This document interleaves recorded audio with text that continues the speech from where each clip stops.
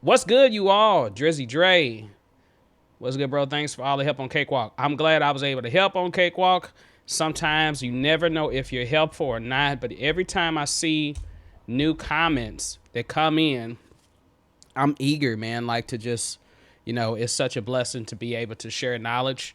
And I do believe, and you've heard it a million times, knowledge is power. So, and whatever I don't know, I definitely have to research.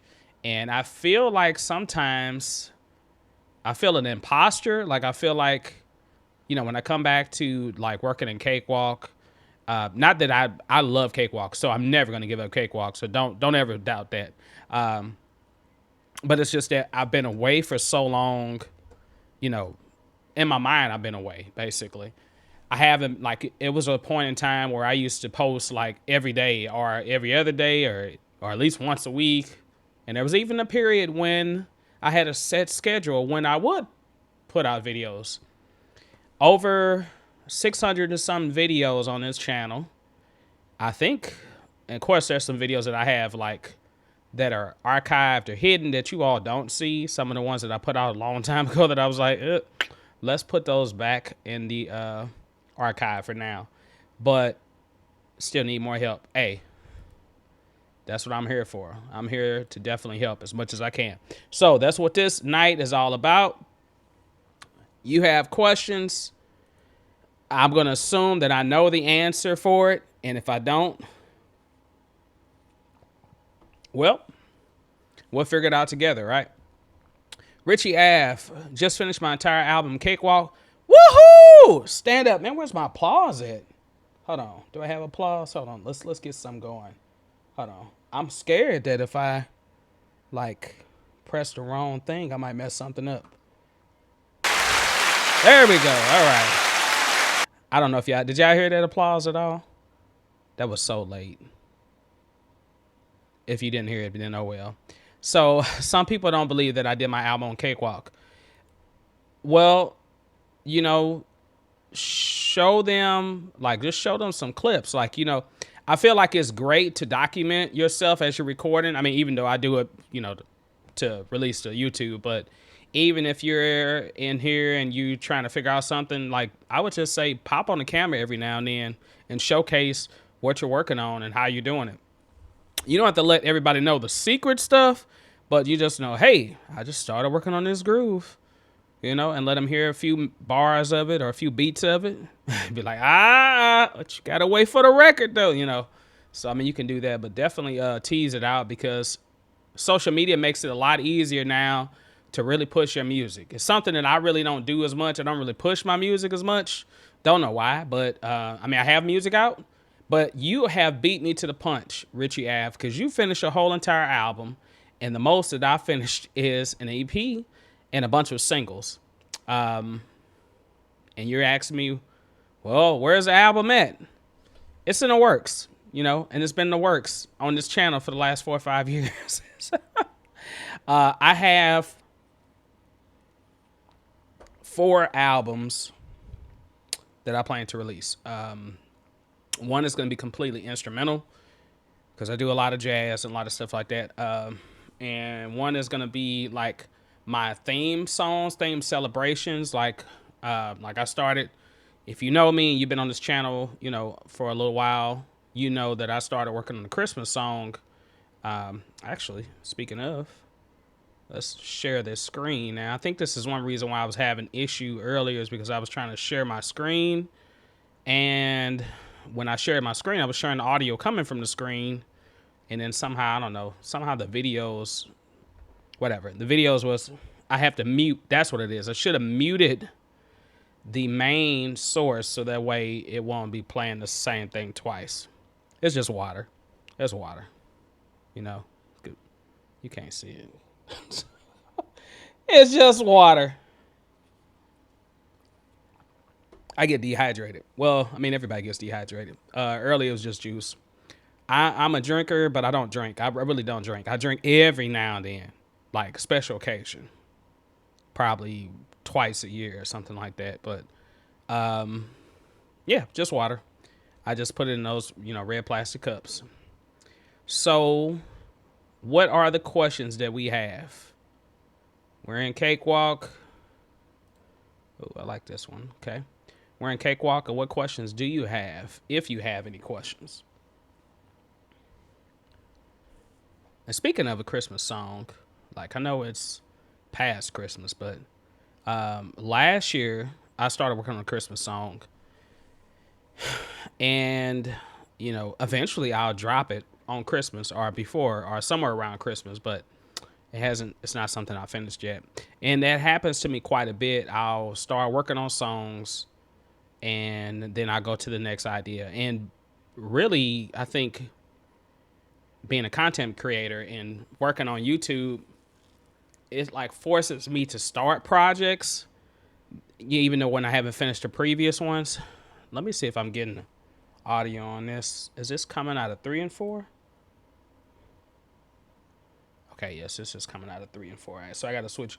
So on my Zoom live track L8, there is channel 7, 8, and channel 7 and 8 are two separate tracks, like 7, 8, 9, 10, basically.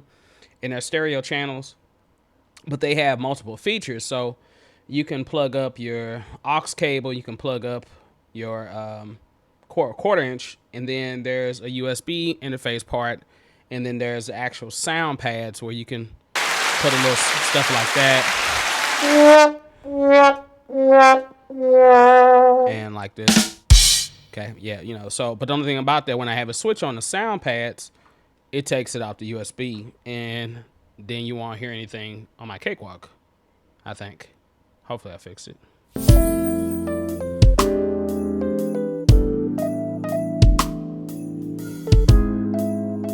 Can you all hear this? Let me know if you can or not. Let me bring up my phone again so I can make sure.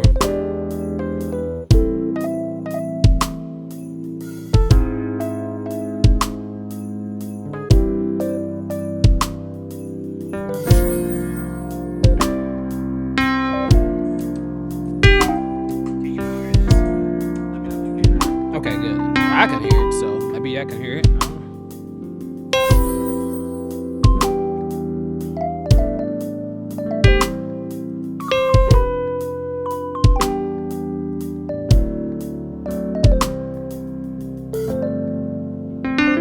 Okay, and this is just okay, cool, Richie. I'm glad you can use. I mean, say use it. I'm glad you can hear it. All right, okay. I just want to make sure you weren't hearing no extra like dubs of anything like echo anywhere. So cool.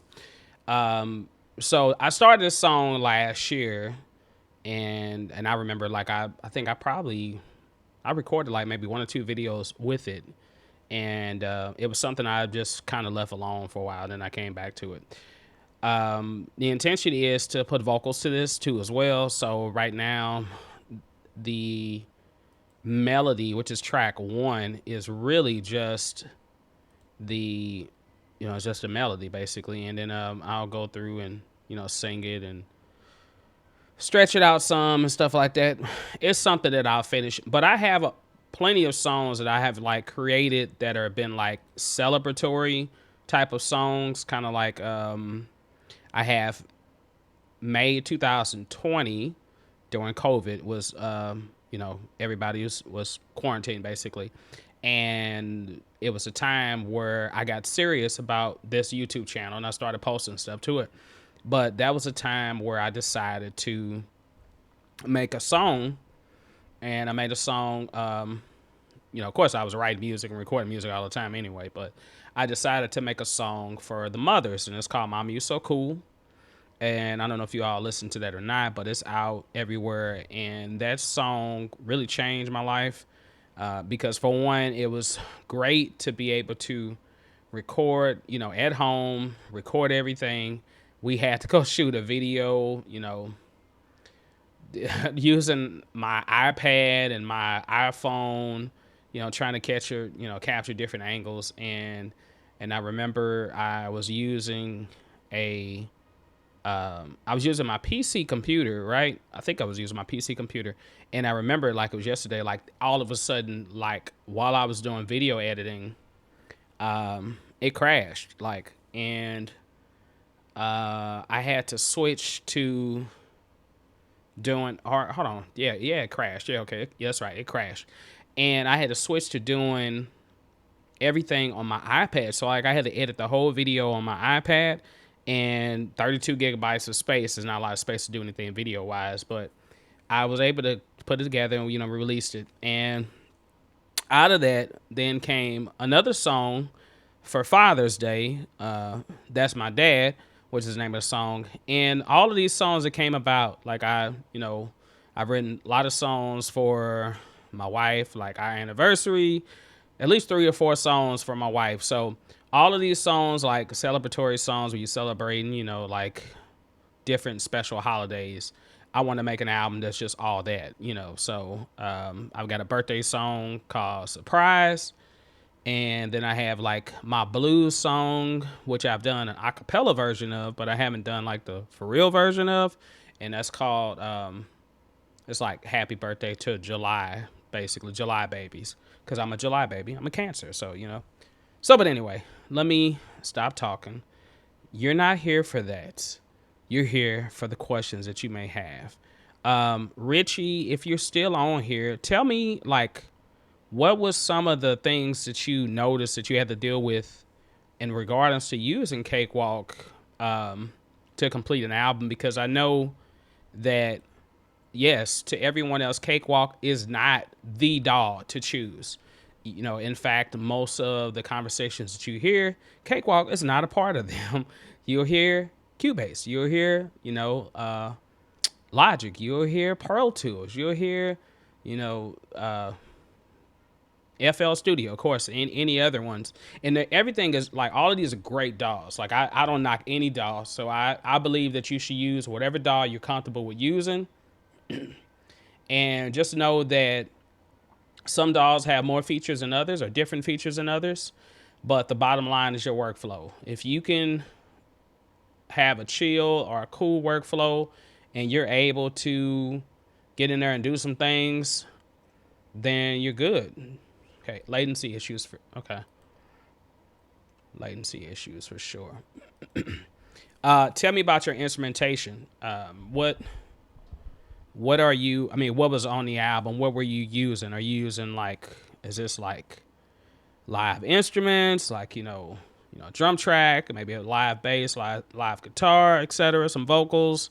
Is this like all virtual instrument based, where you're using all the sounds that are within the DAW or even outside plugins that you may have? So tell me more about that if you can. I wish I could get y'all on. Can one of y'all, does anybody want to come on and talk? Like, I need to be able to send some people on. I want people to start coming online. Like, really, for real. Like, I need somebody come in.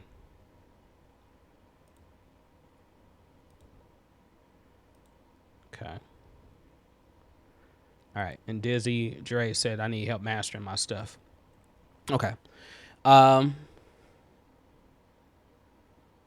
Mastering stuff it's one of those gray areas where it's like, to be a true master, or what you really call it, pre-mastering, basically.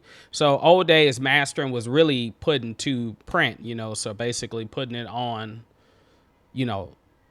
record, or putting it on, vinyl. That was like the actual mastered version. But so we've used master now to, to show, trying to get the mix louder, trying to add harmonics or saturation and things like that to make the album sound completely better, or better altogether. And those are some of the most hardest things to do. The great thing about it now is that we live in a time and age where the plugins that come out allow you to do it a lot easier than you could before. And it's like mastering, you had to have a certain ear for it. And I will admit, I can master it, but it is not my forte. It is not like something that I'm just like, agreeing to do for everybody. But there are some things that I know that are easy to use, that are outside of Cakewalk, that you can use in Cakewalk or any other DAW for that matter, to help, So Richie says, and I'm gonna come back to that, Jersey. Don't go nowhere. I'm gonna come back to that topic. I think the main latency issue is coming from the amount of plugins I use. Okay, simple trick. I say it time and time again. When you get to doing, well, two things actually. Two things. First off, when you get to dealing with a whole lot of plugins, go to preferences. Go to driver settings. If you can, if you're using ASIO, then you should have this option, an ASIO panel, or even if you're using MME or WDM, it works. If you're using Wasapi, you won't have this option. Like this buffer size would be grayed out. Anytime that you're dealing with a lot of plugins, like right now I'm at 512 samples. No, you can't really see that all that good, but I'm at 512 samples, and normally I will push that all the way to the right whenever I get to work on a lot of plugins. It's tedious to go back and forth. Remember to do that. The other thing that I would do is if you're using instrument tracks like this, you know, like this electric keyboard right here, I would definitely freeze this. Okay. If you're not sure about the freeze button, there's a little asterisk that you'll find on each track. And what that does, it allows you to freeze that track. It'll convert it to audio, right? Now, in this case, you know, I'm not really using a lot of space or a lot of memory on this. Now, don't look at my hard drive space because my hard drive space is always, I mean, it's always gone. I don't know. I got multiple hard drives on this computer, but that C drive, boy, I mean, I'm trying to, I was looking at it early right before I got on stream. I said, this 5 gigs? I'm like, how I get to 5 gigs? I'm like, dude, it was at 9 gigs, you know? But anyway, I got back to 9 gigs. I haven't been here in a long time, but you really see how much space you have left when you get into Cakewalk and you see that red, you're like, ooh, okay. Didn't know I had that much left. But once you freeze a track like this, then what it does is it compresses everything. Not literally compresses, but just basically combines all the plugins, all the reverb, all the effects, everything that you had on there into this one track. And then what I would do from there is I would right click and I would duplicate the track. And then I would say events. I do want the events. If I had any extra effects on it, I would say that. And then I would duplicate it. Right. Or in this case, what it did is duplicated the data. That's not what I really wanted. So what I would do is I would press Control while holding down Control and then drag it down to another track. But before you do that, you know, I would create a new track. So Control T, and that added that track down there. That's fine. We can move it up. Move it all the way up. And I will put that track there. And then what I would do is if you hold down Control and Shift, it'll keep it lined up. Like, okay, so notice that it's only going in that exact spot. It's not like now before when I was doing Control by itself, then it was I can drag it all over the place, but I don't really want that. I want it to stay lined up in sync with the other track. Control Z. So I'll Control Shift, and then I would hold that down there. And now this track is compressed and everything is there. And then I can unfreeze this track, you know, and then what I would do is I would go in and archive this track, like if I'm done with it. So MSR archive. All right. And now this track is not being used at all, but you'll still hear that part.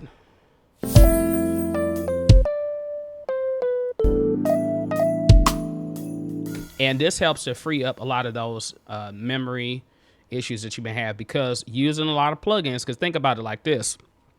Think about your brain. You know, think about how you have to, I didn't realize my video left.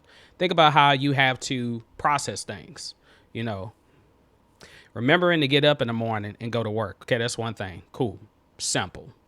Remembering to get up and go to work. Remembering that you have to take a shower. You have to brush your teeth. You have to make food for your kids, if you got kids, or for your wife, if you got a wife or a husband or whoever. You gotta remember to get gas. You gotta check your tire pressure, and then you gotta go to work. So All of these things you're trying to tell a computer to do, to remember that there is MIDI data that it has to play. It also has to remember the amount of milliseconds your delay is set to. It also has to remember how much reverb you want on it. It also has to remember this. Sometimes it can't think about all this stuff, especially if you got 20, 30, 40 some tracks. So when you say to the track, hey, all I want you to do is just do what you do, and that's just play the audio. Now it only has to think about the audio. So it doesn't have to think about all the other MIDI data. Because anytime you deal with, now even though we're dealing with audio effects, but anytime you deal with like CC messages are like MIDI messages. When you say, on this note, I want you to play the velocity at this level. And on this note, I want you to play the velocity at this level. And then I want you to pan this way. And I want you to pan that way. Those are all messages that are being sent. And it's hard for, I mean, it's not hard, but I mean, just any computer will have issues unless you have a supercomputer. Like if you have like, you know, this computer I built, right? So it's got 16 gigabytes of RAM, DDR4. This is a 6-core processor. It's not, I mean, it's so much more better products out now. Like I can probably go buy a computer that's not even like made. I mean, it's not made, but I mean, it's not custom made, and it probably be quicker and faster than the one I have now. But this one, I mean, I upgraded it, what, 3 years ago, something like that, 4 years ago. I can't remember how long it was now, but it might have been longer than that. I can't remember. But and I had to upgrade it because, like I said, the original computer I had a dual core processor in it, and I had built that computer when I originally built it when I was 17 years old, and I had to replace the motherboard once. Yeah, I had to replace the motherboard once. Okay, because I had a motherboard. I want to say I had a BioStar motherboard in it, and I remember, like, you know, it lasted for 2 or 3 years, went out. So then I replaced that with an Asus motherboard, love Asus, or Asus, or however you want to pronounce it. And then I had that motherboard in there, and I had, you know, of course I upgraded memory and all that stuff. And I had that motherboard, and that computer lasted for, you know, over 10 years. So, and then, like I said, it was shot, basically. So, yeah, so you have to redo these things. If you're using a laptop, you know, great. Use a laptop. If you got it, that's all you got. Cool. I would give advice. It's better to use a desktop computer when you're dealing with recording. Like now, if you're on the fly a lot, you know, and you're out of town, or you want to be portable, great. You get you a laptop. But if you're going to be at home and you're trying to really build out your home basic studio, then I would suggest getting a desktop. And if you can get one custom made, great. If you can build it yourself, great. But if you can't, try to get one that's got at least 16 gigabytes of RAM. That is the recommended. I mean, the minimum requirement for Cakewalk or pretty much any DAW is 8 gigabytes. But 16 gigabytes is really recommended, and you'll know why. Because if you've got stuff running in the background, like different processes, there's a lot of processes that run in the background of computers. You may never know that they're running, and you can always check, like at the bottom of your computer, you know, you'll see, you know, I've got Windows security, and you have to have security. Like if you're gonna be online at all. Now, if you got a computer you don't want to be online at all, that's you. But if you're gonna be online, you need to have some type of security. I just use Windows security because, you know, like I used to work on computers all the time. You know, me and my dad, we build computers, so I used to troubleshoot, and I know that a lot of different antivirus softwares consume memory like crazy. Okay, so Clutch, how long did it take you to get a good feeling for this DAW? I understand Bandlab, but want to upgrade to a real DAW at some point. That's a Clutch. That's a question. So over the years, so I started with Cakewalk back in the 80s, all right? So yeah, well actually I mean I started in the 90s rather. My dad started in the 80s. Okay, so we go all the way back to, Cakewalk, like before live audio came out. So I've been a Cakewalk fan for over 20, 30 years now. So everything doesn't really change much when you go from one DAW. I mean, different versions or different upgrades in the same company, things don't really change much. I mean, the platform now is still pretty much similar to the way it was when Pro Audio came out, to me anyway. There's some things that are different, but for the most part, once you get used to it, and then I guess, if you have a knack for technology, pretty much anything that you get into, you can kind of pick it up quick. Sorry, y'all. That's why I got water, because I feel like I'm rambling and talking too fast. Let me slow down. Just tell me slow down, okay? Just Norm, slow down. All right. Deep breath. Okay. So if I go, like, even when it comes to like keyboards, because I play drums, I play bass, I play good, some everything. But when I remember I used to go to Guitar Center, or Mars Music when it was around, and whenever I would go to those stores, I was able to just pick up any instrument that was there and play, but not just like, let's just say keyboards. I can go to a new keyboard and I would automatically know how to start working it. It take me a little while to adjust to it, but that's because I have that mindset. I'm used to taking things apart. I'm used to kind of opening it up to see how things work and putting it back together. And so that transfers over to any DAW that I work in. It doesn't really matter what DAW I work in, because I pretty much can get in there. If I can get in there, it give me 1 hour, and if I can make something, then I'm cool. Now if I get in there, I would tell you there's one DAW that I was like, nah, I am not using that ever. And that was what's the name of it? Shoot, I forgot the name of it. Bitwig. I had it at the bottom too. I could have just looked at it. Bitwig. And don't get me wrong. If you're a Bitwig user, you probably love it. I'm gonna get back into it, but when I tried that thing out, I was like, no. Like, I mean, it took me over, like, I felt like it took me an hour and a half, and I was still trying to figure out how to do stuff. And I'm glad I was only using a trial of that, because you said, Clutch said Reaper, LOL. Yeah, you know what? Reaper is like that too as well. But I feel like I can get into Reaper, because like someone's asked me questions about Reaper, and my boy X.E.L.O, he got into Reaper a lot.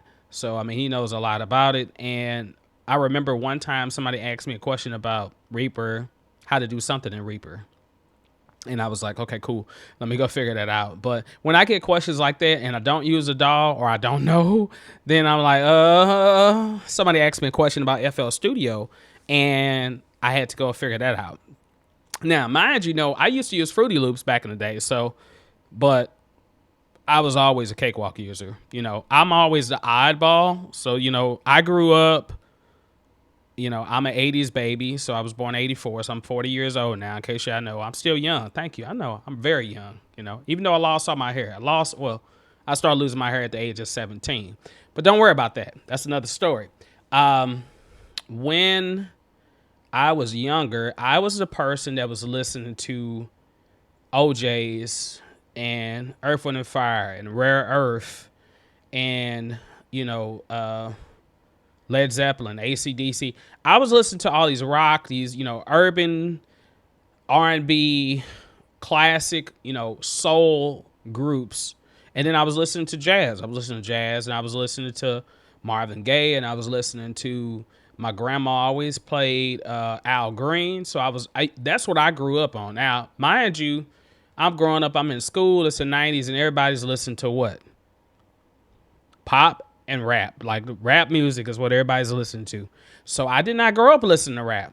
I mean, I listened to it, but it wasn't something I was like, oh yeah, man, did you get that? I'd be like, who is that? Or who is that? I don't even know who they is. It's funny now because now when I think about it, now I know like a lot of the artists that came out back then for rap, but all of these new artists that are out now, I can't stay with you. I don't know who the artists are. You can name, I mean, new artists come out every day, but they all always had a little name in front of it. So back in the day, I used to call myself Lil Dre. Because in case you didn't know, my middle name is Andre. And so I used to, people used to call me Lil Dre because my dad's name is Andre. So we got the same name. And my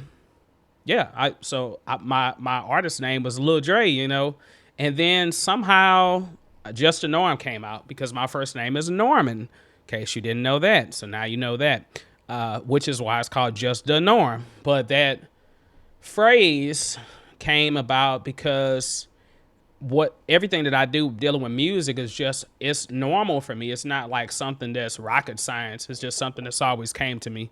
You may not know, but if you're new to the channel, you probably don't know that I have a comedy series that I started on this channel back when I was trying all these new creative things for this channel. And I got to get back into that. Yeah, Drizzy Dre, your name is Dre is also. I know. You said Andre Manad.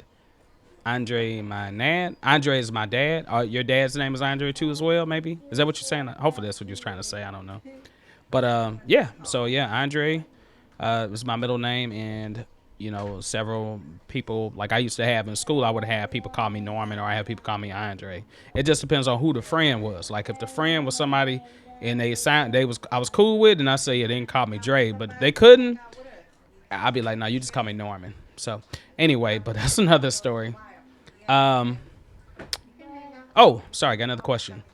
And Clutch, still not drifting away from your question about mastering, right? Or is it, hold on, was that? No, Drizzy Dre needed help with mastering. Okay, so I'm still coming back to that question too as well, Drizzy Dre. All right, what interface would you recommend best for Cakewalk? I'm looking to upgrade my interface in the near future. What interface are you using right now? If you don't mind me asking. When it comes to autocorrect changed my whole text. Hey, I understand, man. It happens. It happens. It's all good.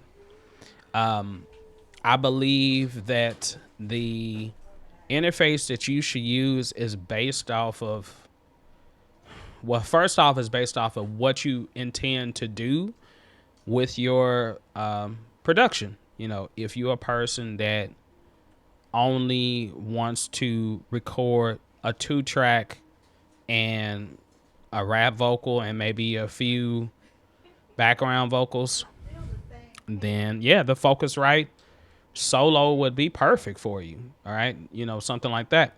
I have a Focusrite Scarlett 2i4. I don't really use it much anymore. I love it. It was given to me by my old percussion teacher, my old high school teacher, and it's just got 2 XLR inputs on it. Great if I was a person that was doing this all by myself. And if I was just going to use like virtual instruments, I would be cool. This is all I really need. But okay, M Audio Duo, that's cool too as well.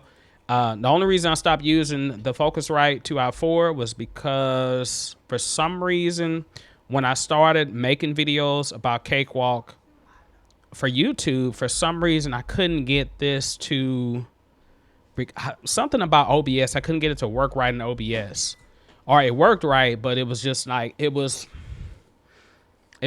allowing me to get a good signal as far as like recording the DAW. Like it's easy to record videos all day long, but getting your DAW to stream or play into the recording, there was some issues with that. And I believe maybe if I go back, it might have been just because I was a newbie trying to get that working, but I might be able to go back into it. I have that, so I can use that if I need to. I have my Behringer X18. that mixer, I use it out for I use it for recording, but I also use it for live shows because I perform a lot. That is great because it's a mixer.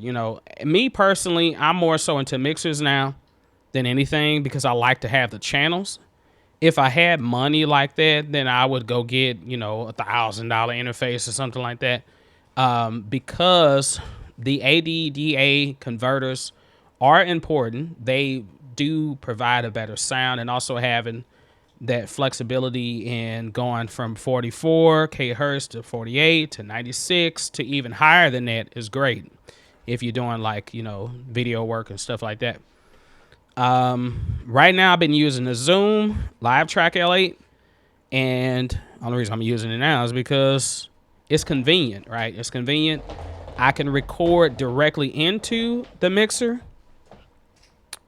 I can use it as an interface.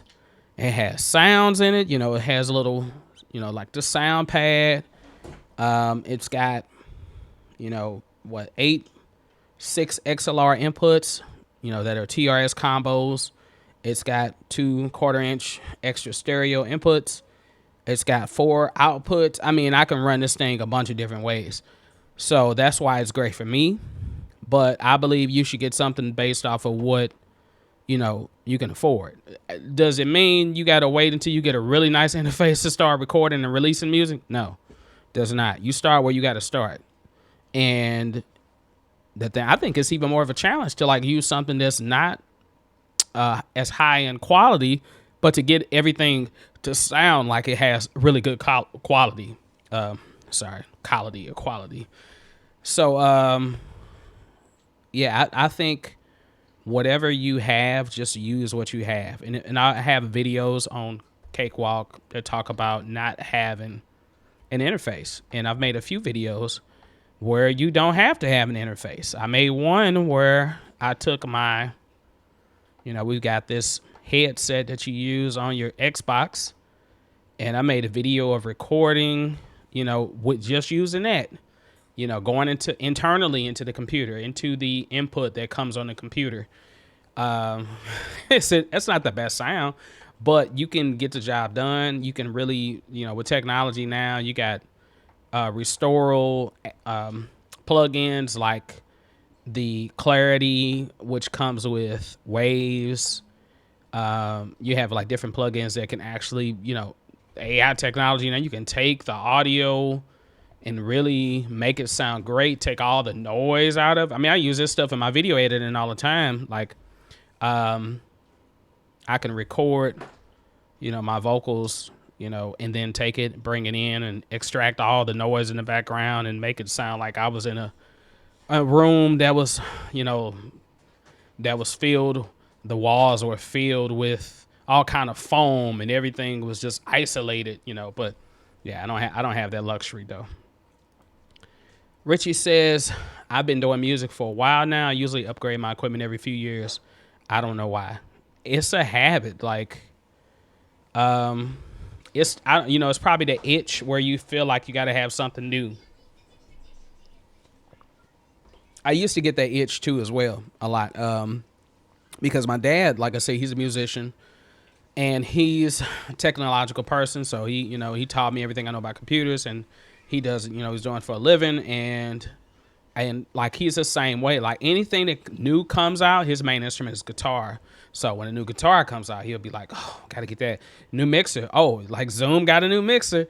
Oh, shoot, Alan and Heath got a new mixer out, and he'll be the one that be like, man, look at this, And I'll be like, yeah, that's cool, Dad, He'll be like, yeah, I'm gonna get it, So addiction to buying, consumerism, I guess. I don't know, maybe that's a phrase, maybe not, but where you just got to consume things. You feel like you got to buy something. I've become complacent with not having to get a lot. There's a lot of things I need to upgrade on. For real, this right here. I need to this Impact LX25. Yes, it still works, but some parts don't work. Why? Well, I gave a funny story a long time ago. A few years ago when my daughter was younger, my oldest daughter, you know, over here by the computer with some juice or something like that. I had an energy drink, I think, and she came over and some bumped into something and knocked it and spilled on my drawing. You know, I have a drawing pad too as well. That's right here. Can't see it, but that's my little drawing pad because I do art too as well on my other channel, just the art. But she spilled it and it all got on my LX25 and all the buttons and some of the keys got real sticky. And I was thinking like I can pull this thing off and clean the inside the keys. Didn't realize that this was like actually like, yeah, kind of like glued down, or it's like, so one of my keys is like, it's not even on there. So these pads don't even really work well. Don't really use them for that. All the keys still work, but there's still a few keys that are a little sticky. So, and this happened, what, 3 years ago? Why haven't I upgraded? I don't know. Because when I get money nowadays, I think about doing other things like saving so we can move into a house and or paying bills, which mainly what most adults are supposed to do. So when I get a chance to buy new gear, that's great. That's why I'm hoping they're starting to come in now, but I'm hoping for more placements with sponsorships and more things where I can start reviewing things and people send me products. They're starting to do it. This microphone was sent to me. I made a video about it.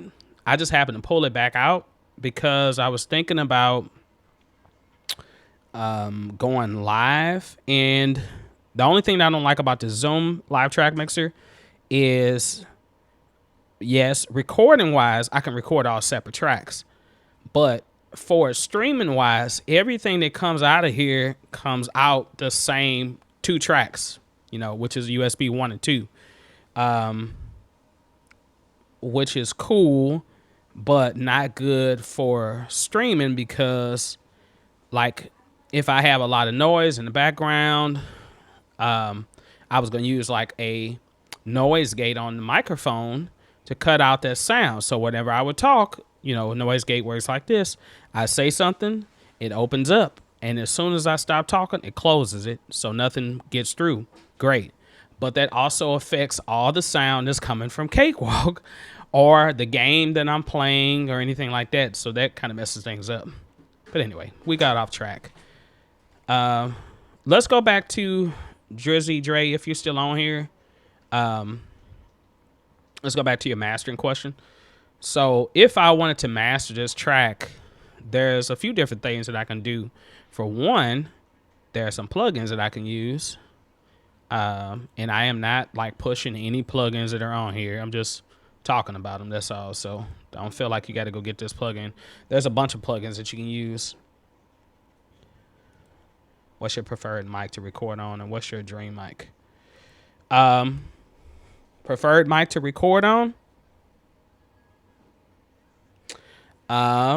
That's a good question because I really don't have one. I don't have a mic like that I just have to have.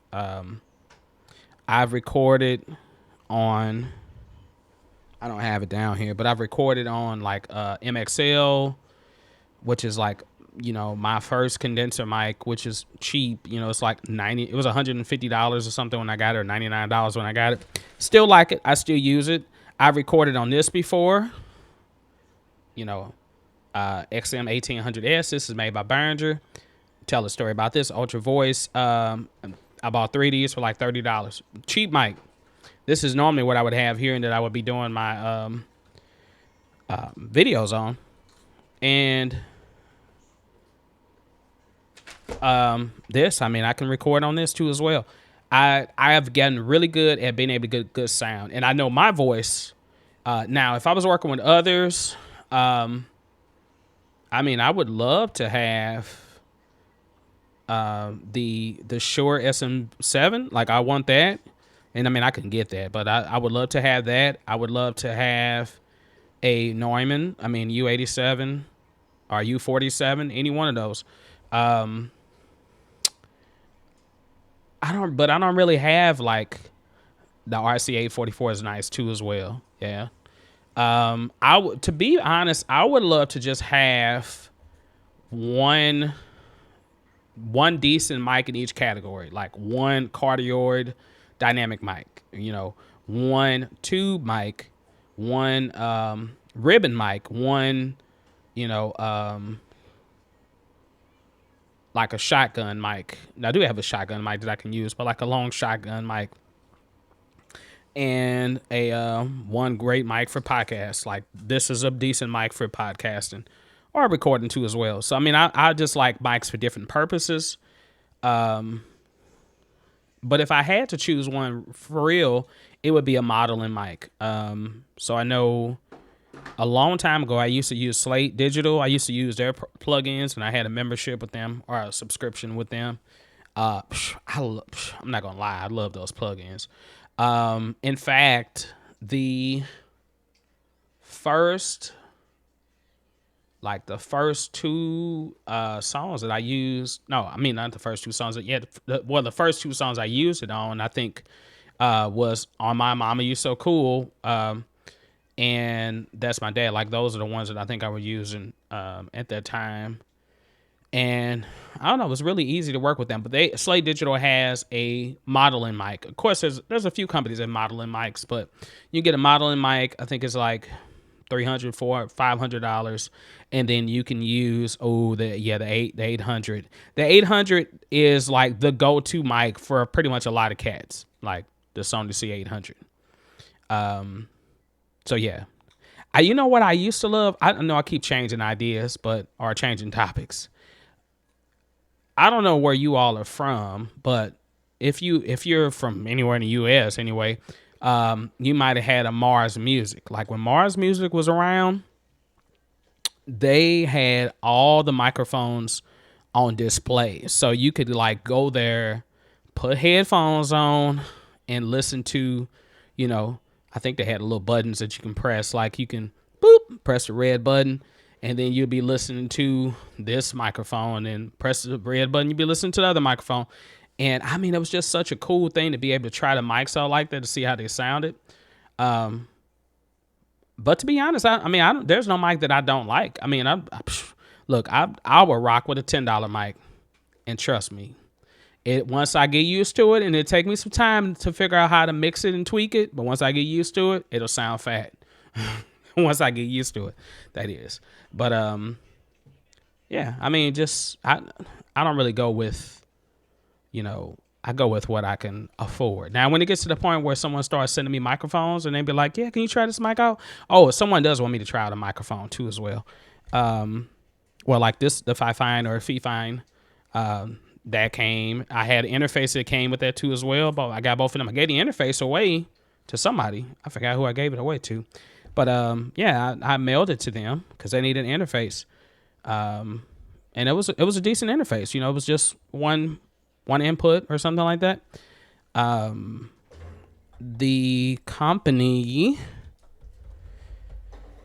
I forgot the name of the company. It's a company, you know, that's on Amazon. It's funny because at the church, like we use some of their microphones, and they reached out to me, but they haven't got back to me. I don't know. They sent me an email, you know, talking about doing a collaboration. But anyway, I don't know. There's more of that to come. But that's what I'm looking forward to, is being able to get those mics. And then I can say, look, you know, hey, someone sent me this mic. Who needs a mic? And I can just send it away. You know, I want to just share, not just knowledge, but share whatever goodies that I get. Well, yeah. Okay, I feel like that's the first time I took a breath. I take a break from talking. So, do you all celebrate the holidays, or how was the holidays for you all? And meanwhile, while you're thinking about that, I'm going to pull up the plugin I was talking about.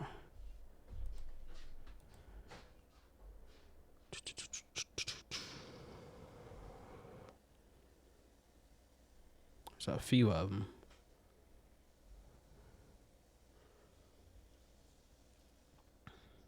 So some of the mastering plugins that we have, or that I have rather, and like I said, there's a bunch of ways you can go about mastering. You know, once you get your mix right, there's a few things that I would suggest that you definitely need. And one is a some type of loudness meter. Ulean loudness meter is free, so you can get this. And is this still okay? And basically what this does is it tells you exactly where your loudness is. So it tells you how many LUFS you're at, and then your ideal range or where you want to go for. And then it also lets you know your true peak. Now, of course, this is a free version. You can buy the pro version of it, but I use a free version just so I can kind of see exactly where I sit, and then you can go from there. So that's one thing that you want to have. And then, Alan, cool. You said that everything went good. Holidays went good. And then also you can use a, what's it called? If you're a Waves plugin person user, some people don't like Waves, but I have the Waves subscription right now. So I use Waves quite a bit. Well, I started using Waves quite a bit. For a long time, I wasn't using Waves at all. I was just using Cakewalk. And then you can master in Cakewalk, and I'll show you briefly how to do that too as well. And I do have a video about mastering where I talk about like a whole series that focuses on how I came up with a song, the idea, making the music for it, recording the music for it, recording the vocals for it, editing the vocals, mixing everything, mastering, and how I released the song. So, and that song is called Super World, and it's out now. And then I started another song that I did the same way, which is I forgot the name of that song right now off the top of my head, but anyway, those songs, the Super World song, I think I mastered it in Lander. So I use Lander quite a bit, and it's funny now because Lander has a plugin that you actually can use. Oh, you've seen it, yeah, Jersey Dre. Okay, cool. And then, but I did another video where I mastered everything in Cakewalk, just using Cakewalk stuff, and it still came out good. You know, what I love about now, I'm sorry, let me cut my brain off. My brain is going one direction physically, but I'm talking about something totally different. So let me stop doing that. Let's just focus on this, right? And then I'll come back to what I was going to say. So in mastering, one plugin that I really, really fell in love with is called the I Am Pusher. And there's a stereo version of it. I think the stereo version is included. I have the cheapest subscription for Waves, so it's not like I'm paying, you know, the full one. But and that's because it comes with 100 and some plugins. Like half these plugins I'm not going to use at all, but I just didn't do it anyway.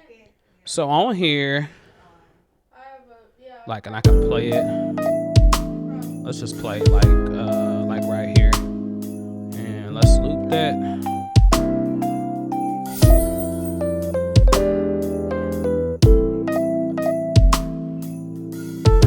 Okay, so when you put this on, like right now it's like, but if I do like this,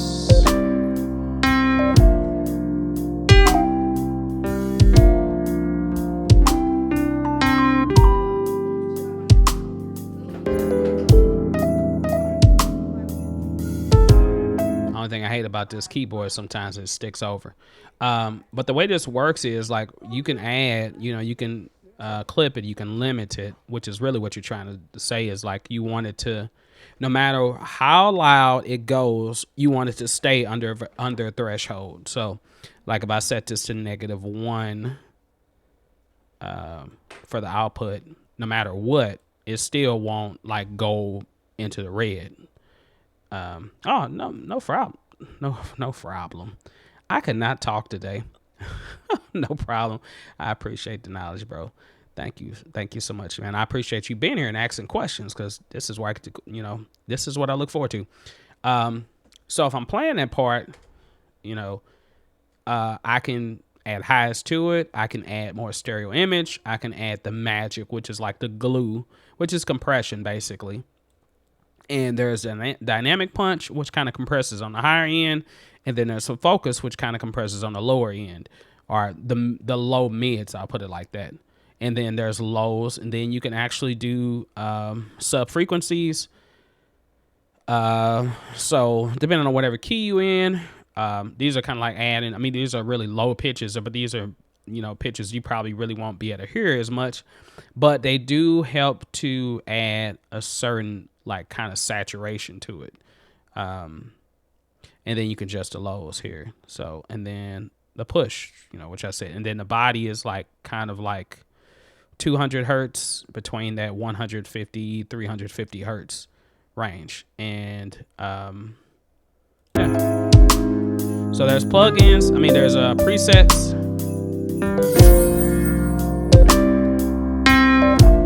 Break this down so I don't have to talk so.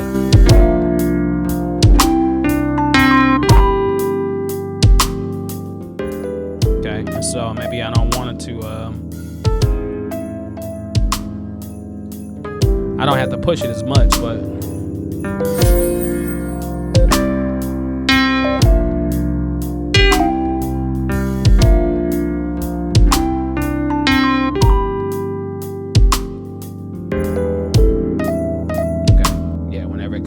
Sustains. By the way, if you ever have a situation like there where something freezes, you can press the reset in the MIDI and audio, what's at the top, and they'll get rid of that real quick. And then just turn it back on, and then it won't be as bad. Sometimes it'll act weird, do things like that. That particular patch, that's a Waves plugin patch, so it's kind of like whenever sustain, it's like carrying over whenever I do a loop. And that would be another good way. Not good way, but good reason why you might want to bounce it down to a new track or to freeze it, kind of like I did here, is because sometimes it happens to sustain over like that. And that's not from the melody, that's just from the chords right here. And so if I did the same thing I did to the melody up here to the chords, that would get rid of that issue. But that's another story. So that plugin, I Am Pusher, you know, cause that works pretty decent. That'll like be able to push it, limit it, get it to where it needs to be for its loudness. Now, there's some other plugins that you got, like you got the Lander, which is included if you have the Lander subscription, which I did sign up for. I've been using Lander for a long time, you know, even when it was just mastering, but now they got plugins. Now they got this is the cheapest one. This is like they have one that's more, you know, has more features to it. This is like the basic one. And what it does is it just analyzes, you know, you can take it to the loudest part of your song and it'll listen to it. And then it'll give you a few options. Whether you want like a warm mix, you want I can't think of what, right. You'll see there's like 3 different features, 3 different modes it gives you.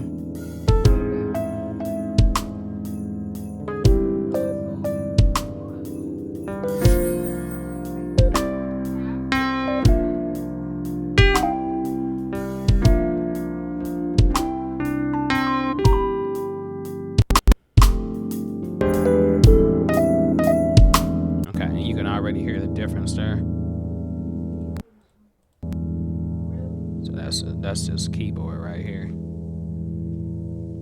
Actually, let me do this real quick. I love this patch, but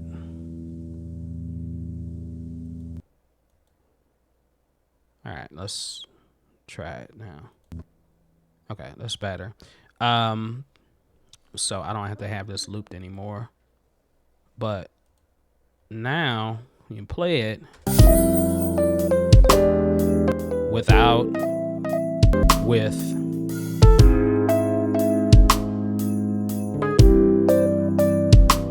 and so on here, of course, it down here lets you know your LUFS, and then, you know, you can always look into how many LUFS you should be at for each streaming platform. Every streaming platform is a little different. So typically it's 12 LUFS, negative 12 LUFS is kind of what you want to go for. Some people probably push it to 4, 5, 6, 7 LUFS, and which is really loud. Just know that leave room to breathe, because every streaming platform will compress your audio.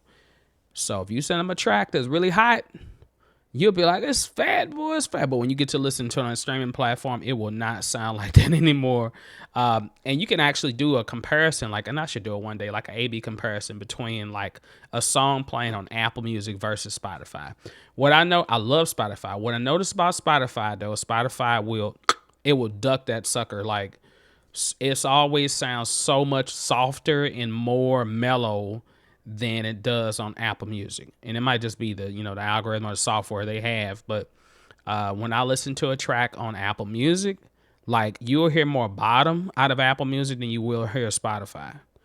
Kind of like when you come from, me here in St. Louis, we have 107.7.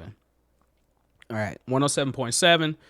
It's a station you listen to, FM station, where everything that you hear is pretty much the same songs over and over again, but everything is fat. Like, it's like, so the quality is there, but what they will do is they will always add extra bottom to the tracks, right? And then, but if you go listen to 98.1 or listen to, some other station, you'll notice that it just sounds, you hear clarity. It's not as loud, but it's not as, it's no, the low end is not, I mean, you hear the low end, but it's not like overbearing. So normally that's what like happens. So just keep that in mind, is that it's going to sound different on different platforms. And you just kind of want to get it in the middle. So if it's not, I believe that if it's not at the level they want it to be, and it's under that, then they'll push it up to where it needs to be. And if it's over that, they're going to squash it. And over compressed music, while it's good in some instances, like if you want to use like over compressed vocals, cool. Over compressed guitar or something like that, great. But overall, you want to have some type of dynamics.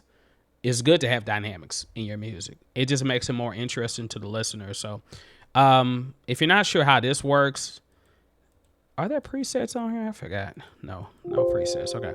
So, of course you can bypass it up here. Oh, there's a new update. I got to download that.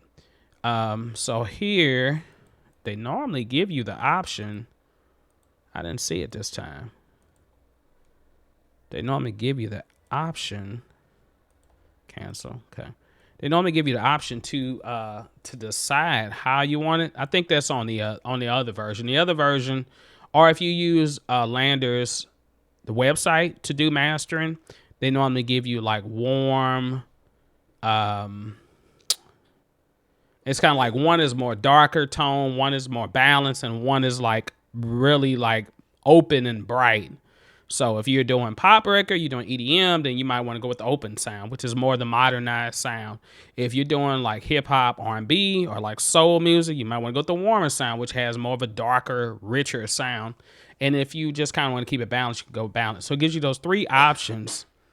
And, on Lander, and normally, like, I loved it because I found out about it. Same person that gave me the Focusrite that I talked about earlier. My percussion teacher, like, he uses Sonar and Cakewalk and like the old Sonar. And I used to always go to his house to help him out because he's older. He's in his 70s. Be like, man, I want to, I'm trying to do this and my Cakewalk ain't working. So I used to go over his house all the time. And he put out a song. Well, he was working with a female artist, and he put out this song. Like, and I was like, okay, cool. Now I'm always going over there, and I know how his stuff sounds. He's got a nice system. He's got big screens in front of him. And then he's got his KRKs. Whatever it is, Rocket 5s or whatever. Up here, he's got the sub below. It's got a nice system. You got to set up nice, better than mine. But every time I come over there, I'm like, I know, like, this stuff is not going to sound right mix-wise because it just sounds like he's just recording it and just throwing it together. But he went to go play this track, and I was like, that is fat. I'm like, how the heck did you get it sound like that? I was like, I know you ain't mixed that. And he brought out this. He brought out Lander. Now, it wasn't this exactly, but it was a website. He's like, yeah, man, I go to this website called lander.com, and, they master, they got mastering, and, of course, you got eMaster. You got other ones that are out there that do mastering, AI mastering, but that's, I mean, its sound just changed dramatically, just like how you saw here. So here, you know, there's loudness. So you need to, if you need to make it louder, you need to make it softer. And this is the input gain. So it suggests, it kind of tells you where it wants to keep. So green is optimal, yellow is acceptable, and red is too loud. So if you see it, this light changing to red, then that means that you need to bring it down some. And if you see it, trying to see if I can see. So like now it's lit up green. Bring this down some so I won't blow your eardrums off. But if I bring it up to red, and you will see that it's getting compressed more because it's like the sound is dropping. But if you keep it at white, and that's just flat up, that's what it sounded like before. Okay, so you notice that it got like, okay, you notice that it got louder, but not only did it get louder, but it just sounded fuller too as well. That, along with some EQing, shoot, that'd be cool. Like you could, like if you have a track that's mixed decently, your vocals is cool, you know, you got it the way you want it, your effects is cool, you can like pop that lander on there and then master it and get it where you need to be and then release it like that. You'll be fine with that. You know, if you want to get more into doing it yourself, that's where it gets a little tricky. So I showed you 2 plugins that you could use, but if you was going to do this on Cakewalk, delete that. And I'm not going to go through the whole thing, but this is when I will pull out the Pro Q, not Pro Q, but I mean the Pro channel rather, power that on, and okay, where we at? Master right here. Hold on. Let's go down here to the master track, which is right here. All right, and now we're looking at the master track. And then we got our Pro channel on. And some of the same things that you need. What would you need for mastering? Well, one, the main thing you probably need is EQ or a multi-band compressor. So those are some of the things that I would look into adding. And let's see, let's go to Pro channel knob. And now we can see we're on the master channel. Now it already has an EQ here, so I might keep that EQ there. Some other things that I might add, insert module. You might want a limiter. Okay, you know, might need that. Some type of compressor. So PC76.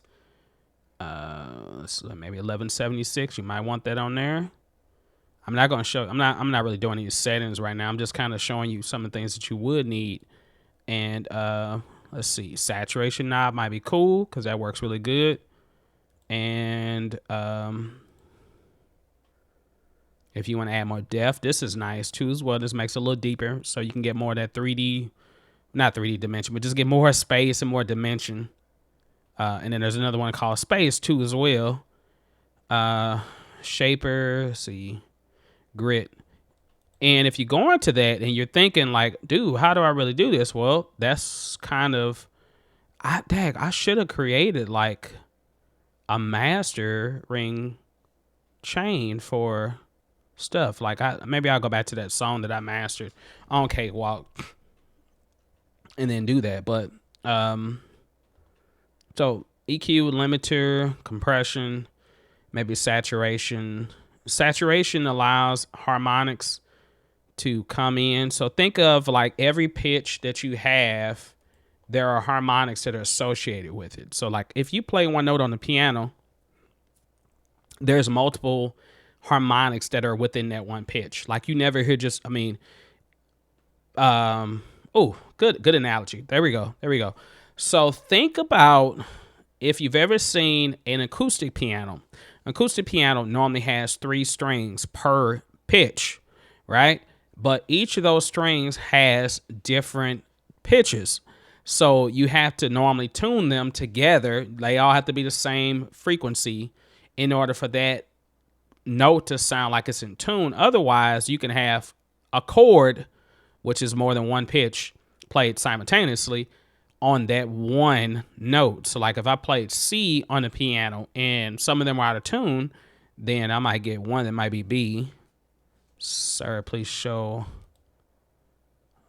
Man, I don't know how to pronounce names. Mukui. I apologize if I'm saying that wrong. Sir, please show that how to do painting in Cakewalk. Oh, do you mean pan? How to pan? Is that what you mean? Panning in Cakewalk? Like how to switch from left to right? Maybe that's what you mean. I think that's what you mean. Hopefully. Okay. I'll wait for your response and then I can go there. So when you have these pitches that are in sync with each other, then you get the same note. So in audio, whenever you play or hear a certain frequency, you're really hearing all the frequencies that are associated with it. So if I play 440 hertz, which is A on the keyboard, I shouldn't, the keyboard's way over there. Okay, if I play A, which is for 440 hertz, yes sir, pan. Okay, I'm gonna show you how to pan. Give me one moment. Just give me one moment. I got you. So 440 hertz associated with that is anything that's double that. So 880, anything that's half of that, 220 hertz. They're all frequencies that are associated with each other, and they're harmonics of each other, basically. And sometimes. Well, you know what? Let me go a step further. I'm sorry. The harmonics sometimes can be notes that are not associated with the pitch. So let me rephrase that, because I know somebody's out there gonna be like, that's not what a harmonic is. 'Cause harmony, the key word is harmony. So if I play one pitch or I sing one pitch like whoo, if you really took that note apart, you would see that there might have been a way down there somewhere coming from that one pitch. And those are the things that you want to include when you're thinking about saturation, because that allows most of those elements to come out that normally you wouldn't hear. And that gives a perception that the song is a lot louder than what it is. So that's one cool thing. Panning. Let's go to panning. All right. So if you wanted to pan, I'm going to take this knob off right here. Let's switch this back. All right. So if you wanted to pan this track, let's say I wanted to pan, let me go to the electric piano. If I want to pan the electric piano, there is a pan button right here, right above what's called the fader. And you can pan it left or right. All right. Or you can pan it any way you want to pan it. So check this out. Oh, I forgot. My bad. You're like, what the heck just happened? Why does it sound like that? Oh, I forgot about the all those mastering plugins that I put on there. Yeah, just don't throw the plugins on there without tweaking them. Let's delete all of these real quick. All right, because we don't want that stuff on there unless we're gonna be doing something with it. That sounded horrible. And that's how you master your song. Remember that. Get it to sound nasty and distorted. Yes. All right. Okay. And let's turn that off. Actually, I could just turn it off. But anyway, I deleted them anyway. Okay. Now, hopefully it sounds better. Okay. Okay. So you'll notice right now that the keyboard is to the left. All right. Or it's on my left. Now it's to the right. Or I can slowly pan it over.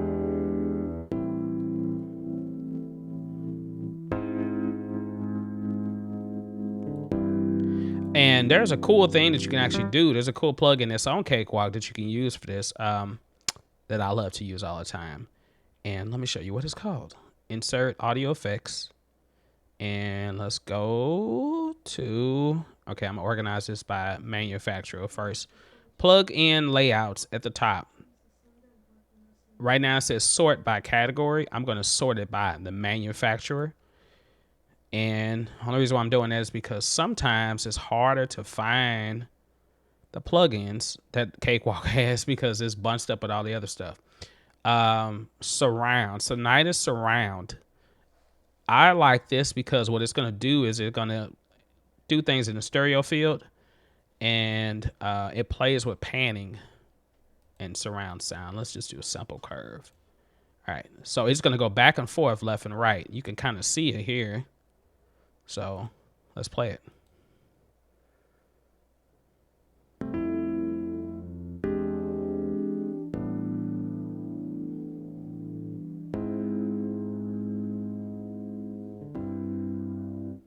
Okay, and you can do some more crazier things.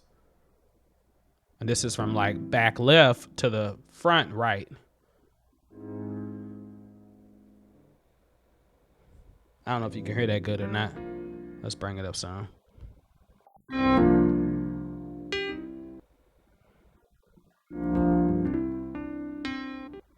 Okay.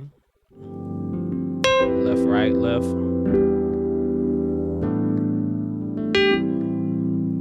I can speed it up. Thank you.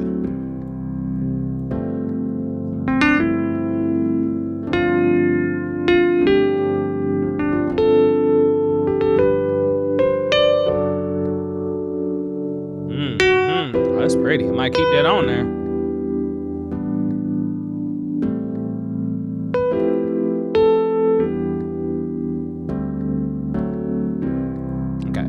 All right, so funny things like that, you can do that for panning. But the simple way of just panning is just to go to any track. I can click on any track, and just you'll see pan right there.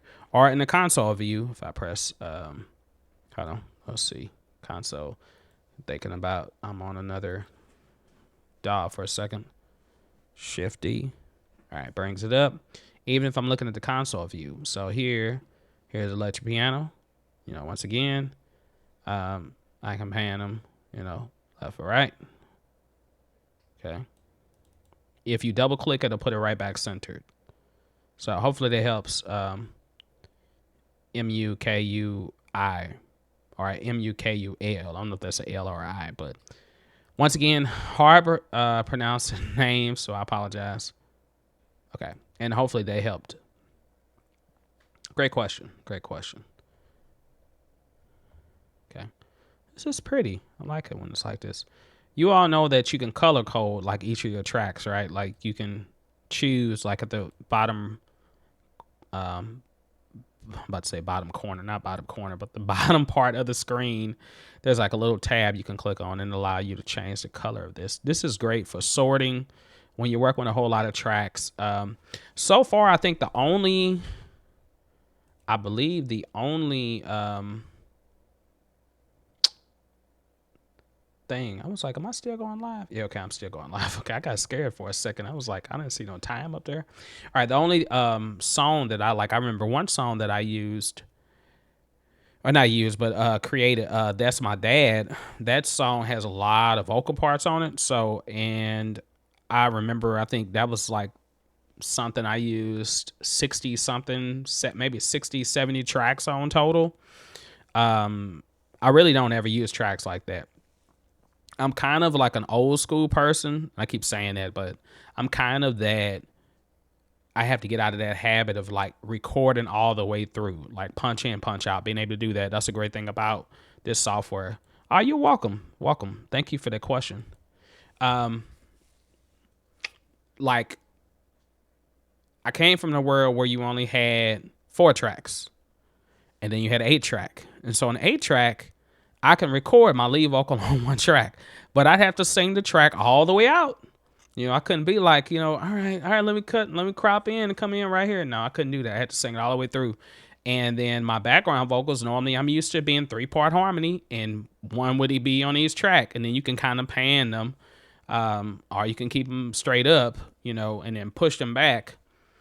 And that would be your mix. And then you have your instruments, you know, on the other 4 tracks. So drums, bass, guitar, keys would be it, you know, or, you know, your drums would be on 1 track, and maybe you put your bass on another track, your guitar and keys on 1 track, and then maybe if you had a horn or some other strings or something, you put that on the opposite track. And that's how I got into like recording, because I was using the Tascam 8-track and a 4-track. And then I got into Cakewalk when we got our first PC computer, because I used to have like a little IBM floppy 5 1/4, 2 5 1/4 floppies, and I would I would be on that thing like writing lyrics for songs for days. And I mean, I got so many lyrics probably that I lost that I probably could have been good songs, or they probably could have been horrible songs either way. But so that was my journey getting into using a DAW, and it's fascinating, you know. So like how you can hear people that use, you know, 500, 600, 700 tracks on one song. Jacob Collier. Jacob Collier. I love Jacob Collier though. But can use that many tracks. But you think about it, makes it so much easier now. If you got the processing power, you can literally put everything on one track. Like you can put like your eyes on a separate track. If you got some like laughs that you put in the background, you can put that on a separate track. You can mix them differently. So it's helpful to have the ability to do unlimited tracking. And Cakewalk, you know, I don't really want to talk about my DAW, but you know, it's pretty amazing. But Cakewalk was one of the first ones. Yeah, it was one of the first ones that had unlimited tracks. Pro Tools did not have unlimited tracks originally. And I don't know if it still does not. I don't know. But back then, you think about it, the DAWs that were to be talked about were Cubase was out. Cubase was out. Digital Performer. You had Pro Tools. You had Logic was out. And Cakewalk was out. But see, and everything else was like Mac based. And Cakewalk was the only one. No, it wasn't the only one, but it was like the DAW for PC. So if you was a PC user, and if you definitely was doing MIDI sequencing, you would probably have came to Cakewalk. Unless you was doing just like notation, then you would do Finale or Sibelius. But so Cakewalk has been around for a long time, and it's never received the roses or the flowers that it deserves. So I'm an advocate for it, even though they have the situation with the licensing or the subscription, Bandlab subscription, so that we can use a sonar version. But this, we thought this DAW, Cakewalk by Bandlab, would be obsolete. We thought that it wasn't going to receive any more updates. And it seems like every time they would say, all right, this is the last update, make sure you have it, they would turn around and update. I mean, they just did a new update for December. So the fact that it's still getting updated means that they're sure, I mean, they're still caring about, you know, the people that are using this DAW, because they probably realize a whole lot of people use it. Now, there are some features that are on Sonar that are not on here, and that will probably never be on here. But the fact that you still can get in here and use a free DAW is amazing, because most of the DAWs that are out now, they're free, yes, but they're starting to get the idea that, oh, you know what? People are using us. It's time to put a dollar amount on it now. And don't get me wrong, there's nothing wrong with paying for a DAW, because I paid for Cakewalk Sonar a long time ago, and I remember it being $200 or $300, you know. So I'm used to paying for stuff. You know, if you want something that's good, comes down to workflow once again. Never been a person to get what people want me to get, or to get what everybody else is getting. I've always been different. I always like to use different things. And I think that's probably why I created a channel focusing on traction waveform, because I've been exploring that. And it's a great DAW, and there's a lot of people that use it, but it's still an underdog too as well, kind of like Cakewalk is an underdog. Reaper was an underdog. But now it's like, it's coming up. Like, everybody's switching to it and everybody loves it. And the fact that you can, you know, use different templates in there to change the GUI to make it look more like other DAWs, that's effective too as well. But I don't know. You know, it's easy for me to make a song on any DAW for the most part, except for Bitwig. I said Bitwig already, but I'll get back to it one day. But it's easy for me to work on any DAW. I don't really have no hatred for any DAW. I'm just like, you know, my more concern with me is focus, like being able to get in and just focus on recording something and getting it done. You know, that's my issue, you know, which has nothing to do with the DAW. I mean, I can get into any DAW, and if I'm sitting there and I don't know what the words to the songs are, or I don't know what chords I want to play on the song, well, the DAW is not going to help me at all. So I'm a very intricate person.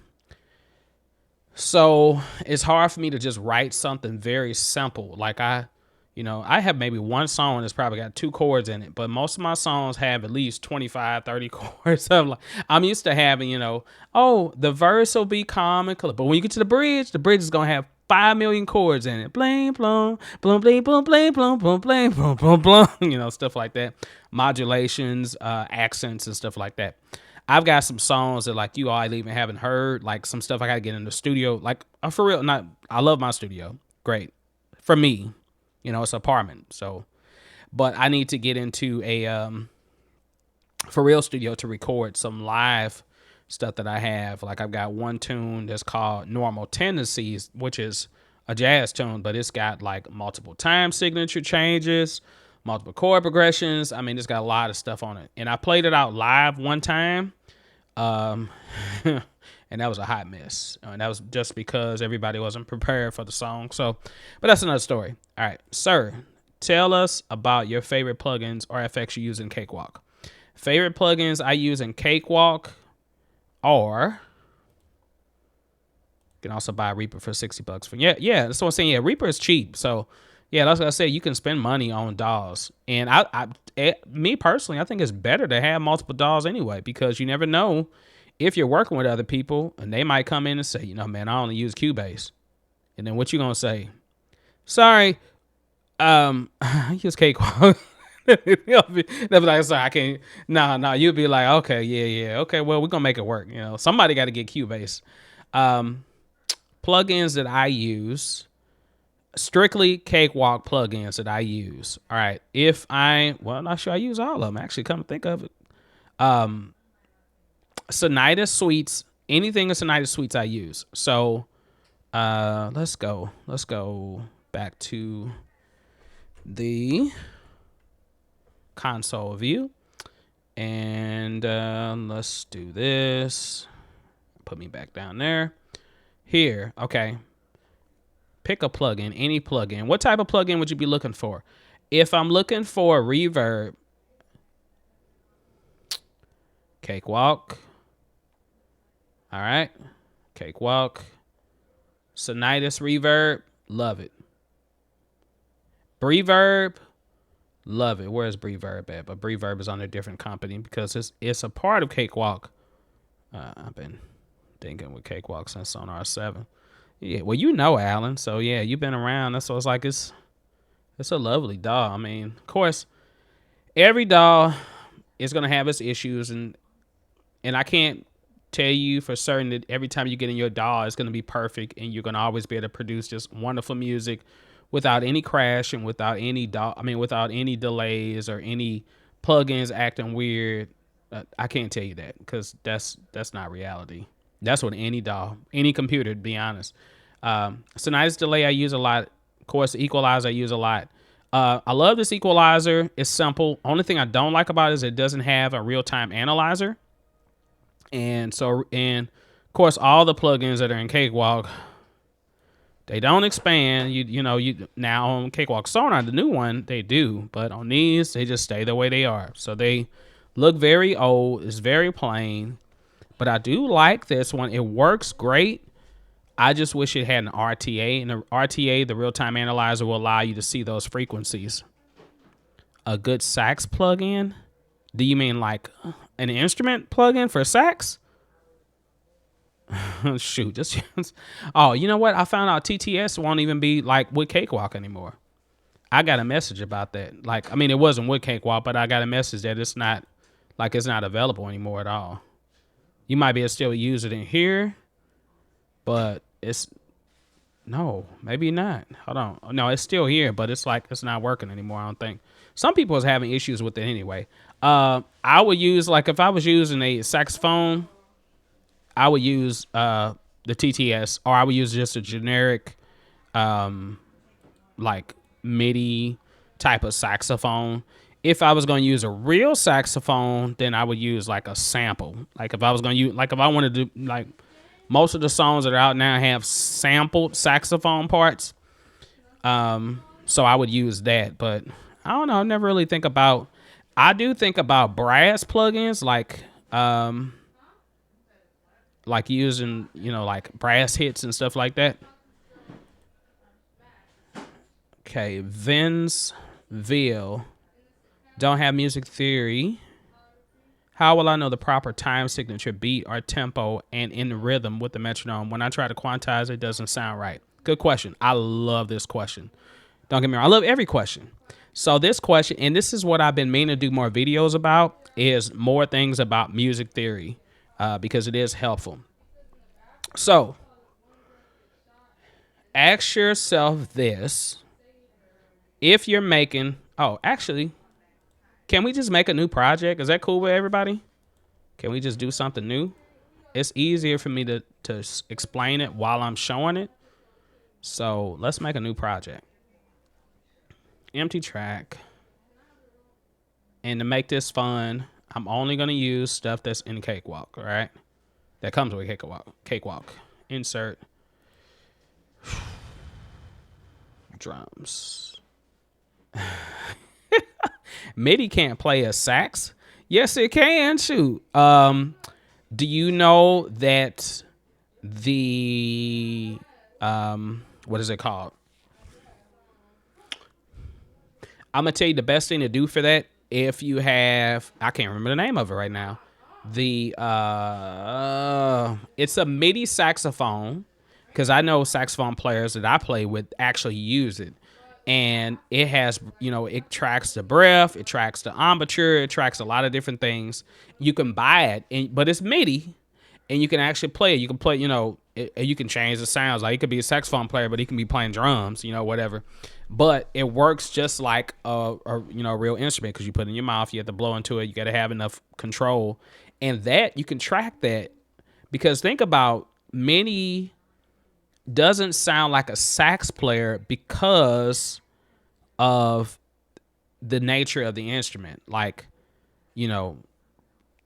acoustic piano, you start off cool. Then you went into keyboards. Keyboards still track the same way. Bass, start off, acoustic bass. You went to electric bass. Then you went to keyboard bass. So keyboard bass can sound like a real bass sometimes, but it comes down to the way you play it. So if you were able to play a saxophone on a keyboard like a saxophone player would play, because think about the tuning of a saxophone and the way the dexterity, what I mean by dexterity is like the way a saxophone player can hit from, one pitch like C, but they can hit all the way up to G sharp, 2 octaves higher easily. Whereas a piano player would have to stretch for that, or either have to just, if a piano player would have to play with 2 hands, to boop, bee, something like that. So it's like the saxophone, the way it's set up as an instrument is what makes it hard to duplicate MIDI wise. I've heard some MIDI tracks that can sound good, but the actual sound is what it comes down to. Because if you get a good sound, or if you sample a saxophone and then have it to some pitches, it might actually sound decent. But Monster Sax is pretty good and free though. Yeah, I don't play sax well. I can play a sax, but it's just because I had to learn all those instruments for teaching. But cool. Let me create a track real quick. All right, let's do drums. SI drum kit. Create. Okay. Now, Vince, if you're still here, hopefully you're still here. Let me go back to your question. When I'm thinking about recording, like in music, I'm thinking about a few different things. You mentioned the tempo. So the tempo is the pulse of the song, right? So ask yourself when I get ready to sit down, is this going to be a slow song? Is it going to be a medium song? Is it going to be a fast song? Okay. So fast song to me is anything that's 100 beats per minute or higher. And what I mean by that is that means that within 1 minute, 100 beats plays. So if this was my my beat, that means 100 of these claps would occur within 1 minute. Okay. So when you look at a tempo on Cakewalk, like up here, so up here right now it says my BPM, or beats per minute, is 120. I'm going to put on my metronome so I can hear what that sounds like. All right. And I'm just going to press play. Actually, I didn't mean to click on that. Let's just press play.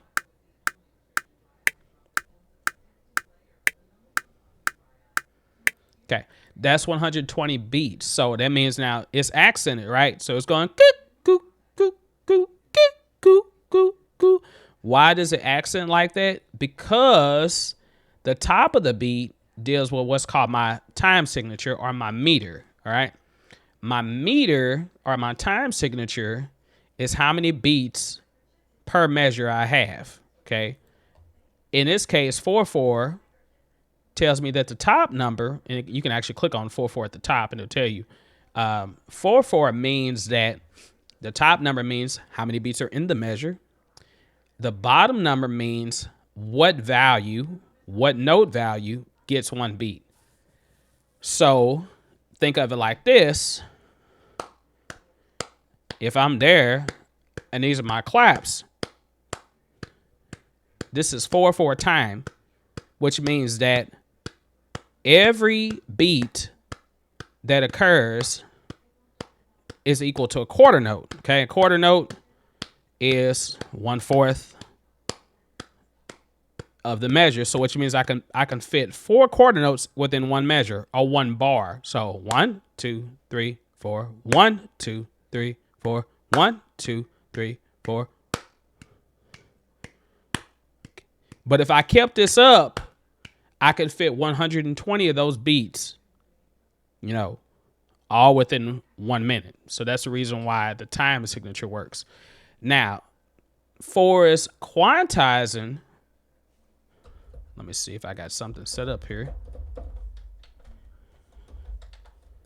All right. Okay, virtual controller. I can use my virtual controller. I'm gonna use my my impact for a moment.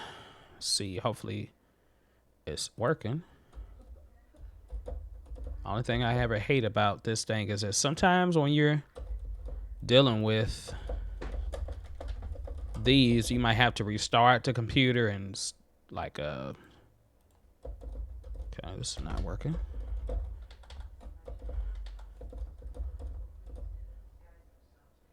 Let me see something. Nothing. No signal. No signal from the... Oh, you know what? I clicked on the wrong thing. My bad.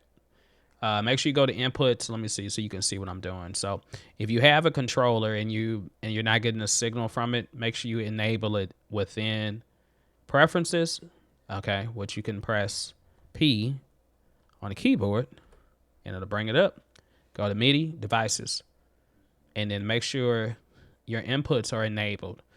I'm only using the impact for inputting because I just want to use it to record. Press apply. Press close. Hopefully it works now. If not, I'm gonna have to restart Cakewalk. So mind you, one thing to know about Cakewalk is that, or pretty much any DAW, but I think it's mainly Cakewalk, is that if you have a controller or if you have Cakewalk start, so if you have a controller, you don't have the controller on before you start Cakewalk, it's not gonna register. Like you can go in there, you'll see it up there. It'll let you know. It pops up. It says, "Oh, you just turned on a new device. Do you want to add it?" And you can say yes, add, and then it still won't work. Now, for this impact, it might just be the impact. I don't know. Normally with my Yamaha, like my portable grand piano, it'll work. Same thing with the interface. If you have your interface off and you start up Cakewalk and you decide to turn on your interface, you might not get no sound. So keep that in mind. All right. So let's keep it at BPM 20. One of the issues that you might have with quantizing is latency. And we talked about latency earlier. If your sound is late, that means that from the time that you decide to play, from the time you decide to play something on your keyboard, when I hit the note, you'll notice that, and you might be able to hear it from my microphone picking it up, that there's a slight delay when I press the key and when you actually see the meter on Cakewalk. That is called latency. And that can affect how you quantize things, because if you're a few milliseconds late, then when you quantize it, guess what? You're gonna be you'll be quantized in the right thing, but you won't be lined up perfectly on the downbeat. So let's record. Oops. Uh-oh, what did I just do? I pressed R. That wasn't what I was trying to do. All right, here we go.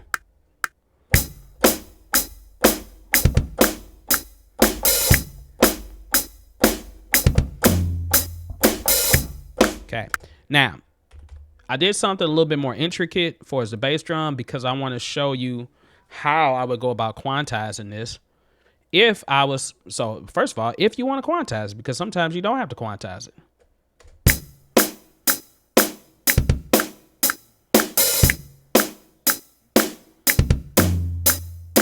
Okay, but I can notice that I'm off some, and that's perfectly fine because I was rushing. We're humans. That's one thing. Like, even when the drummer plays, the drummer does not play directly perfectly in time. And that's why you might not want to quantize it in the first place.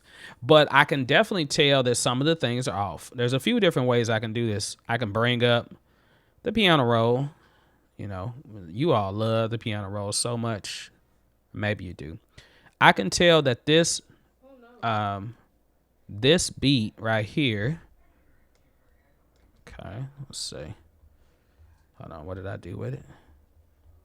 Uh-oh. I did something. Where did it go? Okay, there it is. All right.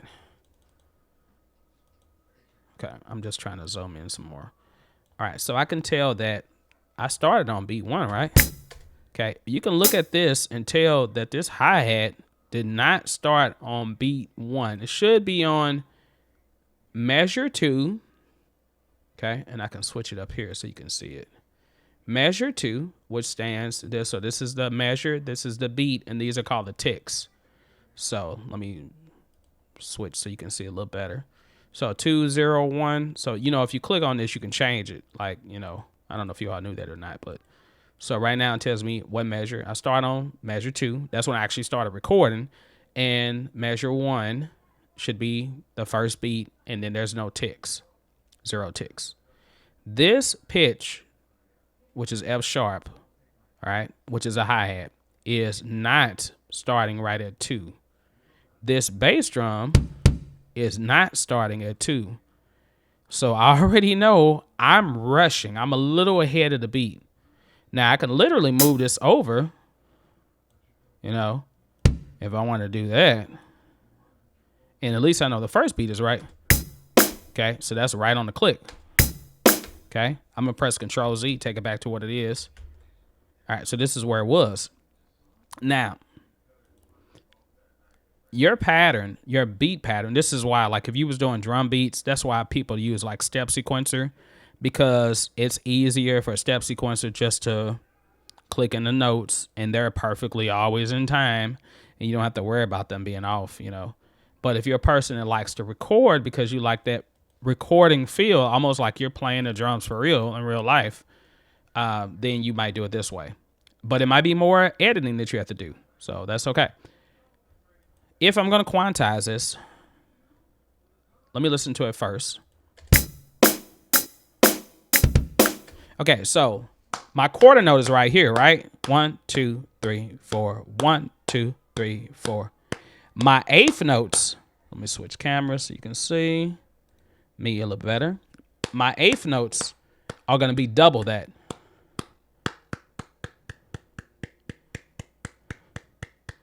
Okay, so I'm going 1 and 2 and 3 and 4 and 1 and 2 and 3 and 4 and sometimes when people are doing metronome, sometimes they'll have it set to it's called a subdivision. So when you click on the metronome at the top, it looks like a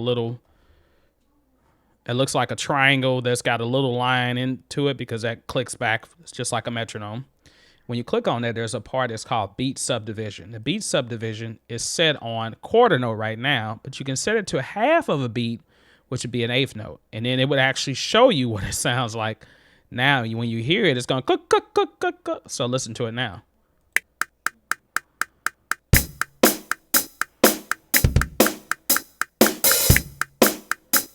And see, when you hear that now, you really can hear how much my beat is out of time. So let's switch this back again, though, because I always keep it on. I mean, you can have it on whatever you want to have it on, but I like to have it on just a quarter note. So that's my, now if I was going to do cuts, do cuts, do cuts, do cut, that would work great. Eighth notes would be perfect, but I'm going to do, you know. So listen to that part again. Those doubles up on the bass drum. To do. Okay, so so now when we have the eighth notes here, 16th notes is double that.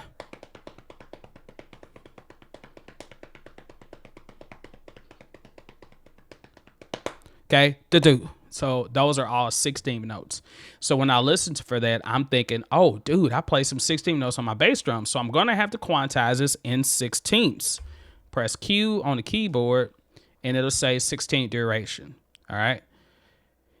This is a sample way of doing it. There's some advanced options over here to adjust, like if you want to swing it a little bit, or if you want the window, or if you want it to quantize, perfectly quantized, or if you want it to be slightly quantized.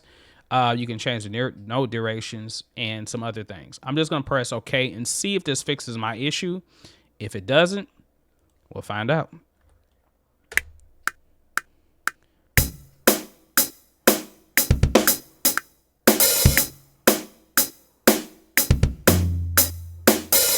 Okay, so cool. Overall, everything is better. Few issues. Can you point out the issues? Right here. Okay.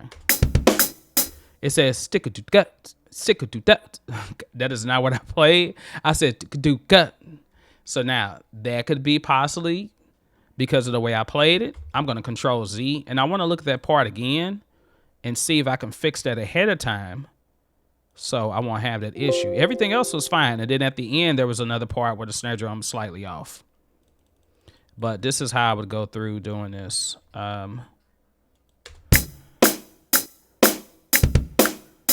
Okay, so do cut. All right. So let's zoom in some more. Switch back so you can see this. I'm going to show you how to do some advanced editing right now, real quick. Okay, where was we at? Right here. Nope, let's go back some more. Right here, I think. Okay, yeah, right there, right there. Okay, so I have this set to a snap of 1/32 or 30-second notes, all right, which is twice as fast as I just did the 16 notes. I'm gonna change this to 16ths, and down here, the musical snap resolution right here, there's another part that says 1/8. I'm going to change this to 1/16. All right. If I'm correct, what it did is subdivided each of those measures into 16th notes. I wish I could make this brighter so you can see it better.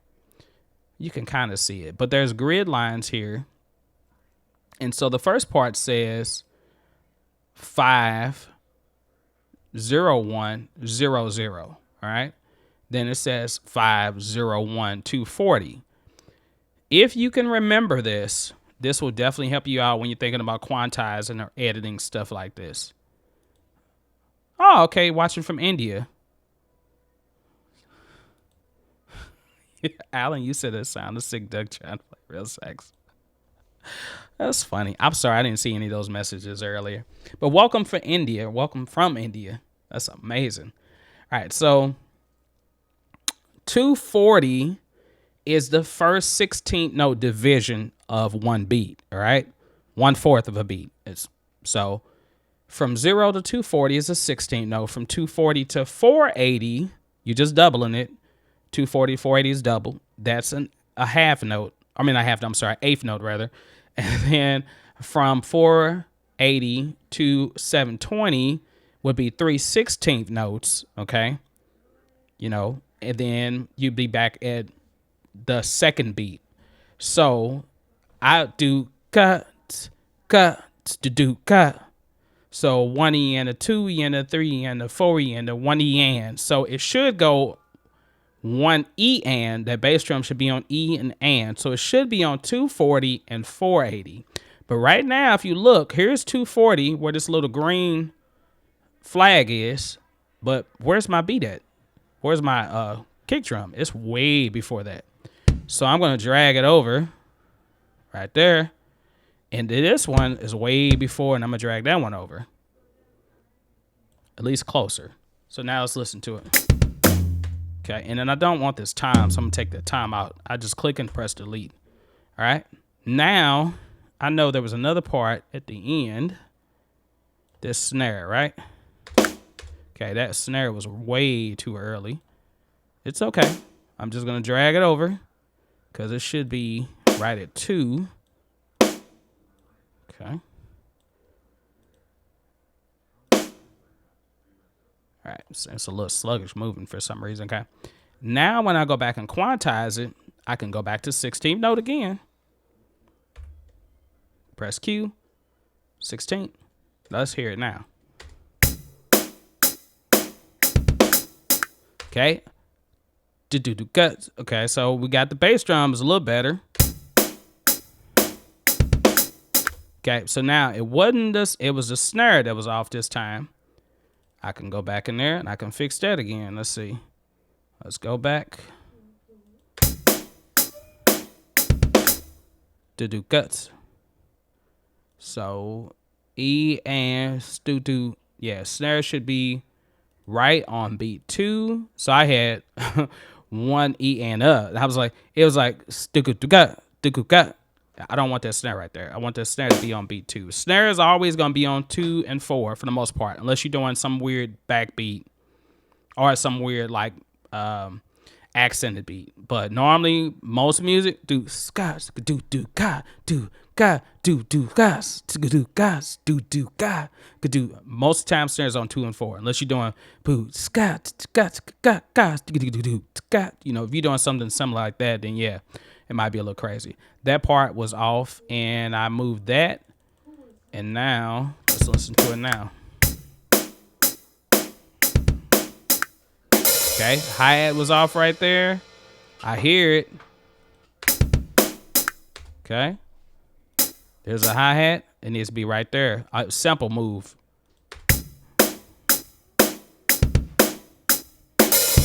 Okay, and that was should have been probably, that's an open hat. Should have been on 8th note, I think.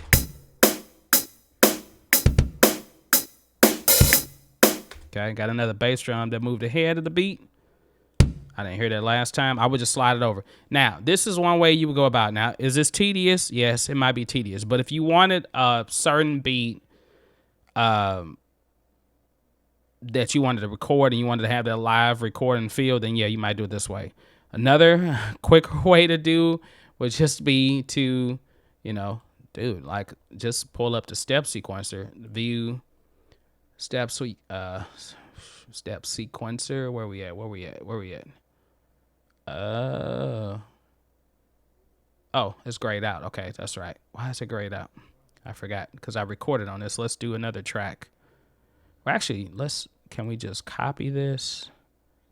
Duplicate the track. We don't need the events. Let's just duplicate it. All right, and then this, can we put, yeah, there we go. So I recorded on it already. That's why I couldn't do step sequencer there. So now here's a step sequencer. And I can do the same thing. So I did 1, 2, which is snare. What was the snare on E? Yeah, 1, 2. So do cut, da, do. 1, 2, 3, 4, 1 E and. Okay. So 1, 2, 1. So 1, 2. So my 16th notes. These are my 8th notes. I mean, my quarter notes. What was my quarter note again? Let me see. Let me hear my tempo. Okay, my quarter note 0. So 1, 2, 3, 4, 2, 2, 3, 4, 3, 2, 3, 4, 4, 2, 3, 4. This is 4 bars. Each of them subdivided into 16 notes. Each of these little boxes are 16 notes. Basically, put it like that. So my drum part originally was do ga. So 1, 2. So my snare should be right here. 1, 2, 3. Then I'm gonna put my hats up here. Hats are on the downbeat.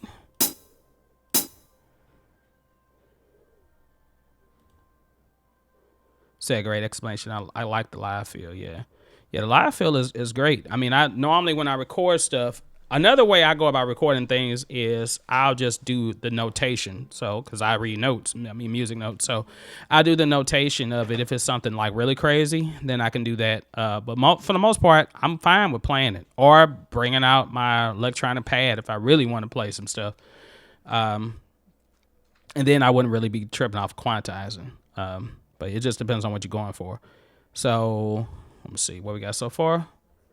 Let's mute this other track. Okay, hold on. Where did I start it at? Oh, I'm way down here. Okay. Let's start in the same spot. Starting on 2. There we go. Okay. That was not cut. So I'm tripping. Not 1. Should be right. I think it's right there. Nope, that's not it. Okay, so I had it right the first time. So yeah, okay, so that's where it's supposed to be. So 1. Yeah, why am I tripping like that? 1 E and a 2. Yes, this is 1 beat 1, beat 2, beat 3, beat 4. So the snare came on 2 and the snare came on 4, and then we did 1. So 1, 2, 3, 4. 1 E and. Okay, so we need to add how many more beats? Let's see. Hold on, what's this? Fit. Okay. We need 8 beats total. Okay. So do cuts to do. Okay, so this is that beat 5. I mean bar 5. And then remember we had that E and. So here's E and then snare. And then of course the hats are all right here. Okay, so that's what we got so far. Uh-oh. Froze up on me. Cakewalk just closed. Oh, you want to know what it feels like for it to close. And I guess it heard me say earlier that sometimes you may have issues in your DAW. It said, I'll show you. It's all right. I'm okay with it. Most of the time when it closes like that, it may... the main reason why it's doing that is because I'm streaming. Streaming really uses a lot of resource too as well. What was I gonna say? Sometimes it'll ask you if you like it. Sometimes it'll show you that it has something that you lost and it might want to recover it. But in this case, I never saved it, so didn't matter. Oh well, what you gonna do? I'm glad it wasn't something I really was trying to keep. Always press Control S, please. Control S. Press that more than anything else, please. Control S will save your life so many times. All right, that's gonna be the last thing I do. You all, I got an exam tomorrow morning, so I got to go do. I'm doing a math exam in the morning. Math, K through 12 certification in math. So, you know. All these years I've been teaching music, and now I'm looking to go into teaching math. And yeah, so and I just decided like my exam came up. I planned this exam a long time ago, but didn't realize it was coming up that quick. And so now I'm like, I got to get off here later on, and I got to start studying and do some more studying before it's time to go to bed. But anyway, I hope you all have enjoyed it so far. I thank you for all the questions and stuff, and thank you for being on here. Just like it's good to see people on here. It's good to just chat with y'all. And if you're new to the channel, definitely subscribe to the channel. You should have did that a long time ago. But anyway, I sent out emails to some people too as well. If you want to join my email list, send out emails earlier this morning. So I mean, not early this morning, earlier this afternoon rather. And it was the first email I probably sent in, I don't know, 4 or 5 since April. That was the last time I sent the email. That's crazy. It's how long it's been. So anyway, look, you kind of got the idea. SI drum kit. Then I will go back in here, step sequencer, and we know there's 8. We know it's 8 beats, and then down here, okay,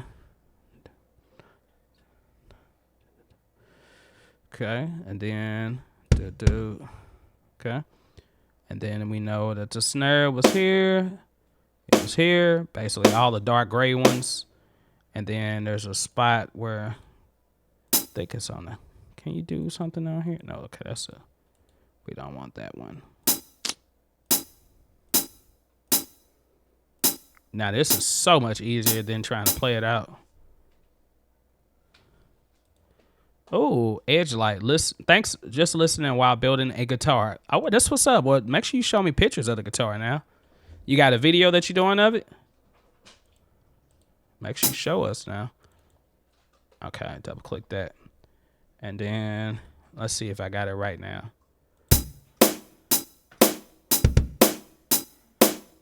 Okay. Now, and then I did the open hats, tuts, which was on. So hats is A sharp or B flat. Okay, and it should be right there. And then, yeah, then that would be it. Okay, and I can stretch it out.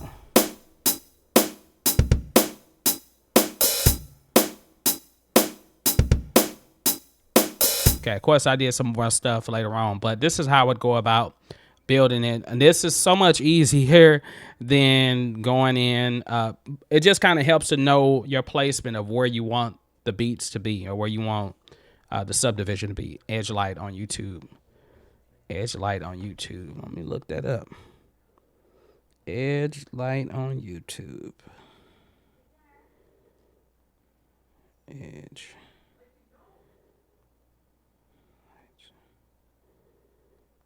Okay. Oops, I'm spelling it wrong. It came up. Edge light 2281. Is that it? To teach math and comp science. Cool. Well, then you know. I don't know why I'm. Is this are you playing games on your channel? Is that I want to make sure I'm looking at the right thing. Is this it? I don't know. You can see that or not. Shoot. Is that it?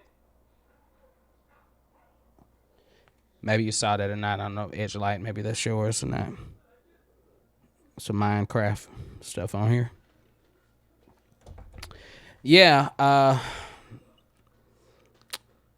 So I'm teaching 4th, 5th, and 6th grade right now in Montessori school. I'm a lead teacher this year and took on a whole lot of responsibility, and I'm loving it. But you know, just I've been teaching for a long time, and just normally I taught music at the school.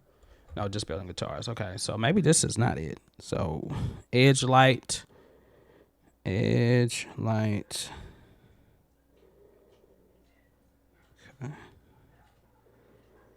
Okay. Edge light. Share just at edge light. Okay. Edge light.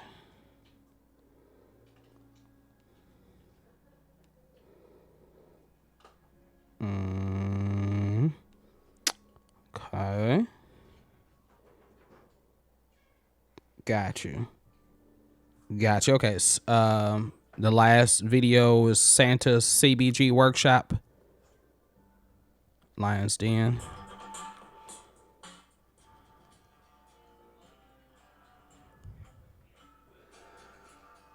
Cool. I love this guitar you got. I